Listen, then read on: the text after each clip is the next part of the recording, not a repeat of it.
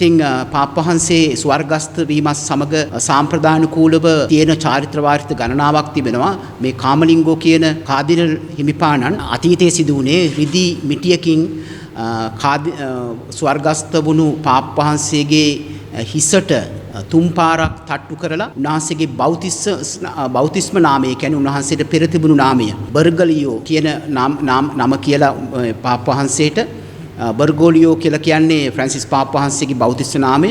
උන්වහන්සේගේ නම කියලා තමයි ඒ තට්ටු කරන්නේ. ප්‍රතිචාරයක් නොමැති නම් උන්වහන්සේ නිල වශයෙන් ප්‍රකාශ කරනවා පාප්පහන්සේ ස්වර්ගස්ථුණයි කියලා. උන්වහන්සේගේ ස්වර්ගස්ථ වීමත් සමග වතිකානය දින 4-6ක් අතර ඇතුළත උන්වහන්සේගේ අවසන් කටයුතු භූමදාන කටයුතු සිදු කිරීමට නියමිතයි. ඒ වගේම තමයි වතිකානය දින 9ක ශෝක කාලයක් විශේෂයෙන්ම වතිකාන රෝම නගරය ඒ වගේම ඉතාලිය ප්‍රකාශයට පත් කරනවා දින 9ක ශෝක කාලයක්. ඉතින් මේ දින 9ක ශෝක කාලයත් අවසාන වුණ උන්වහන්සේගේ අවසන් භූමදාන කටයුතු අවසාන වෙලා මේ දින 9ත් අවසාන වුණාට පස්සේ තමයි නැවත පාප්පහන්සේ කෙනෙකුව පත් කරන එම ක්‍රියාවලිය කොන්ක්ලේව් කියන එම ක්‍රියාවලිය ආරම්භ කරා. ඉතින් මේ සියලු දේ අවසන් වුණාට පස්සේ ලෝකෙ සිටින කාදිනල්වරු දැනට කාදිනල්වරු 252ක් ඉන්නවා.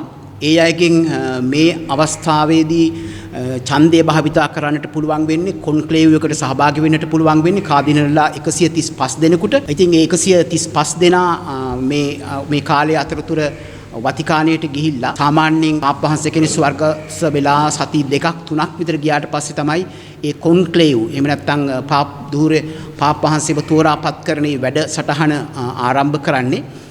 පාප්පහන්සේලා මේ අවුරුද්දේ 135 දෙනා වතිකානයේ සිස්ටයින් චැපල් කියන ඒ දේවස්ථානයට ගිහිල්ලා ඒ දේවස්ථානයේ සම්පූර්ණයෙන්ම ඒ කාදිනල්ලා ගියාට පස්සේ ඒක වහනවා. ඒ කියන්නේ පිටස්තර කෙනෙක් සමග කිසිම සම්බන්ධතාවයක් නොතිබෙන්නට ඒගොල්ලෝ වග කියනවා. ඒ වගේම ඒ ඡන්දේ භාවිතා කරන්නේ අතිශය රහසිගත ආකාරයෙන්. ඒ කියන්නේ ඡන්දේ පාවිච්චි කරලා ආවට පස්සෙවත් කිසිම කාඩිනල් කෙනෙකුට බෑ මේ ඡන්දේ කොයි ආකාරයෙන් සිදු වුණාද මේ කාදිනල් කොච්චර ඡන්ද ගත්තද කියලා ප්‍රකාශ කරන්නටවත් බෑ. 135 දෙනාගෙන් 3-2ක ඡන්දයක් ලබා ගන්න කෙනා තමයි ඊළඟ පාප් දුහුරයට සුදුසුකම් ලබන්නේ. අපගේ දැඩි විශ්වාසය තුල පවතින්නේ මේ පාප්පහන්සේව තෝරාපත් කරන්නේ දෙවියන් වහන්සේ. මොකද දෙවියන් වහන්සේගේ දෘශ්‍යමාන නායකයා තමයි පාප්පහන්සේ. ඒ තරම් බහරදුර වගකීමක්.